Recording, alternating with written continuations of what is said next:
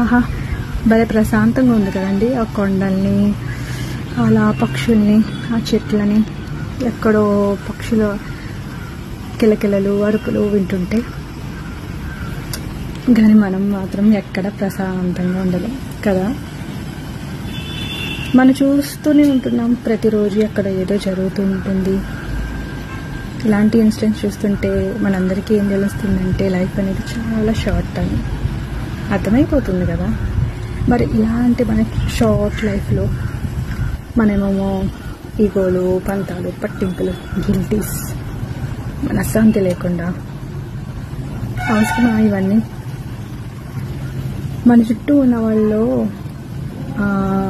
అంటే ఏదన్నా ప్రాబ్లం ఉంటే సాల్వ్ చేసుకోవడానికి ప్రయత్నించాలనుకోండి. బట్ మనం ఎంత ప్రయత్నించాలో ఆ అవతల పర్సన్ మారకపోతే ఇంకా మనం ఏం చేయలేం. అలాంటి వాళ్ళని కట్ చేసుకుంటే సరిపోతుంది. కానీ మన చుట్టూ ఉన్న వాళ్ళు, మనకి హ్యాపీనెస్ ఇచ్చే వాళ్ళతో, ఒక పాజిటివ్ వైబ్స్ క్రియేట్ చేసే వాళ్ళతో హ్యాపీగా ప్రశాంతంగా అలా ఉంటూ ఎక్కడ ఏది లేకుండా వెళ్ళిపోతే భలే ఉంటుంది కదా. కష్టమే ఒక్కొక్కసారి, బట్ ఇప్పుడిప్పుడు మనకి కొంచెం తెలుస్తుంది ఇలా ఉంటే సరిపోతుంది పీస్ఫుల్గా. మీరేమంటారు? ఆలోచించండి.